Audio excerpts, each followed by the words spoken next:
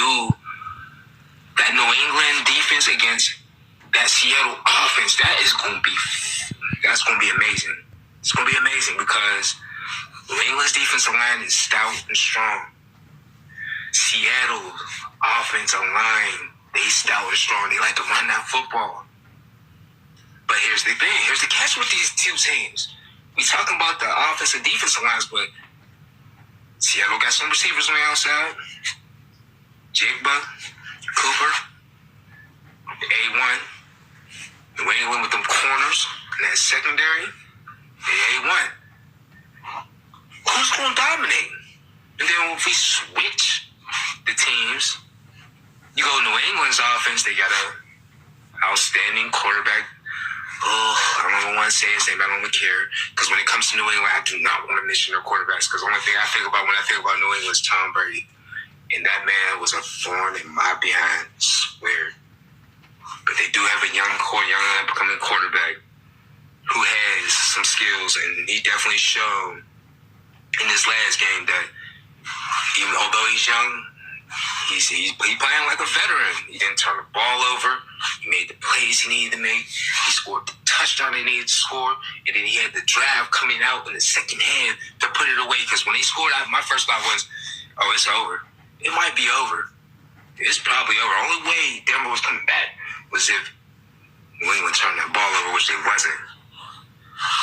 So, with that being said, I'm going with New England right now, just from the start, New England. It might change next week, but I like New England. I don't think this is going to be, let me see how I say, this is not going to be a Nick Foles special in terms of, no, it's not the backup, but Sam Darnold is in the same echelon as Nick Foles, a journeyman who came to a team and showing his ass out. No, I don't think this is going to be a repeat. I can't see it. I keep going up and down on that. How could it happen? Which way? And I'm just like, I'm going New England right now. I'll come back to y'all later before the game starts and give you my official pick. But right now I'm going New England. And to end this off, I'm just going to say this to the Steelers. I swear to goodness, I can't believe y'all really hired Mike McCarthy. Why? Just why? That's all I got to say is why? Why are you doing this to us? He must have did something special. Okay, yeah, he's from Pittsburgh. Pittsburgh's around there. That's great. I'm not trying to hear that.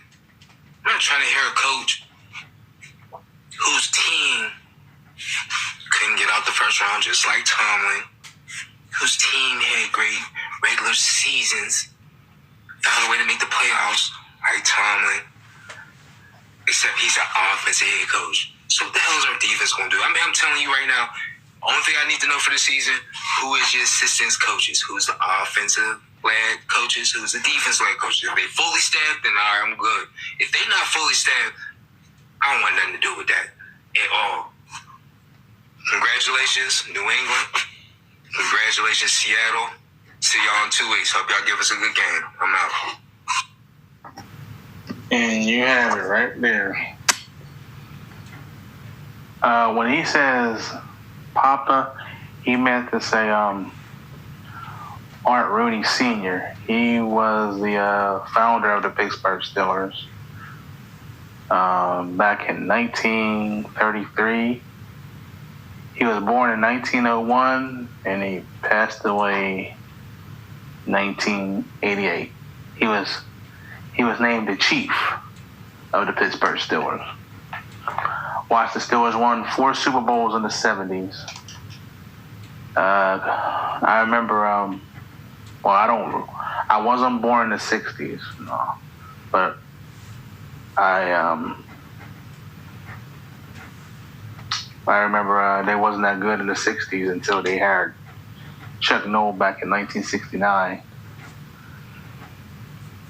And the one thing about him, he was patient. When he hired a head coach, he was patient of letting the team develop and the head coach. And now we go from 1969 to 2026. their grandson, Art Rooney II, really doesn't have no patience of developing a franchise no more. He still wants to compete for the Super Bowl, which that's what every NFL team wants to do. But I said this to myself: if the Steelers ever want to win a Super Bowl, again, their seventh Super Bowl,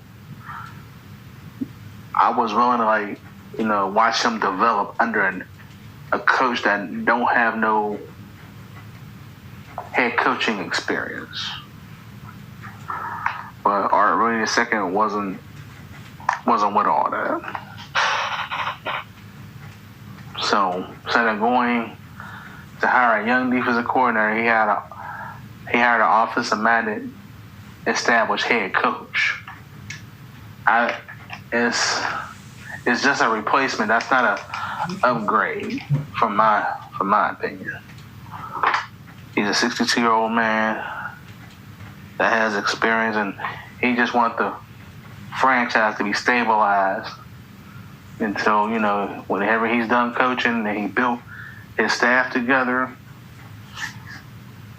them, like the offensive coordinator or defensive coordinator, might be promoted to head coach. Because I believe Art Rooney only got a few more seasons left, and he's going to give the team, get the team down to his grandson. And this is something else I heard about the Steelers. Their practice facility is ranked dead last in the NFL. They have not upgraded their practice facility since the early 2000s. Why? I don't know why. I can't even tell you why. Much support that franchise get over the years, whether they win or lose, I don't know why he hasn't upgraded a practice facility for the team. Now, I heard about the LA Chargers practice facility is upgraded. They got sauna machines and all that. And I was like, whoa. And I'm like, wow. That's unreal. And I don't know. Like my man Reese said, he's taking on New England. I'm taking on Seattle because I think Seattle got an edge in the Super Bowl. It should be a good one. I'm not a fan of either team, but I like Seattle more. And their head coach is only a second-year head coach. There's also something I want to say about New England before this session is over. I got a good 7 minutes. All right, before Mike Vrabel, former Steeler, former Patriot, former Kansas City Chief player, there's a former New England Patriot linebacker named Gerard Mayo. He was a black head coach, and he played for the New England Patriots, middle linebacker. I don't know how many years he played before he retired. After they let go of Bill Belichick,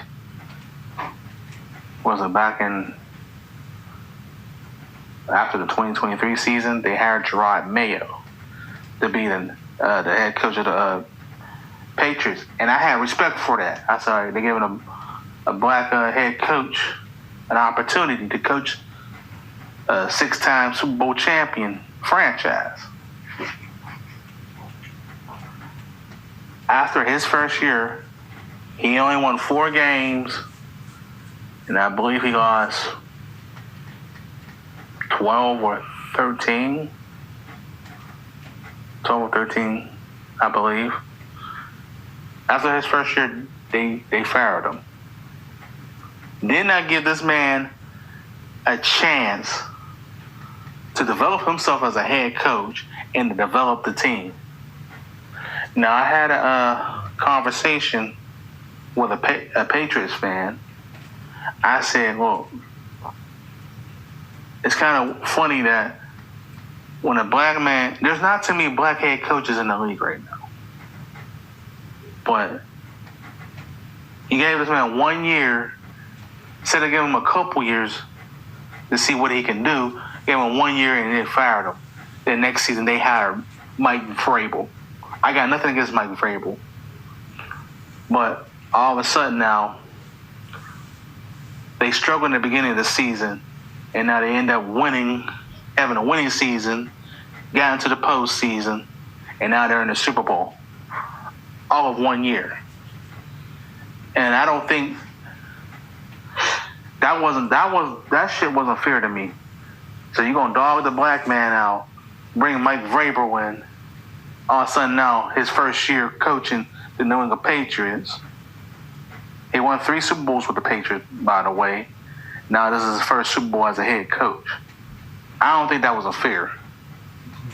So if they win this Super Bowl, the Patriots, I'm going to say, well, he inherited Gerard Mayo's team.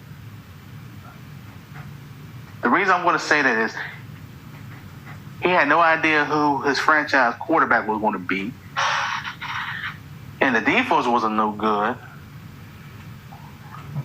And they dogged that black man out. That's why I'm not rooting for the Patriots. I lost respect when they let that man go after 1 damn season. Never gave him a chance to develop. That frustrates me. Nothing against Mike Vrabel, but it's more towards that Patriots organization. Or what they did to Gerard Mayo. Played his butt off for the New England Patriots as a middle linebacker. He was a team captain on the defense. Gave his heart and soul to that fucking franchise.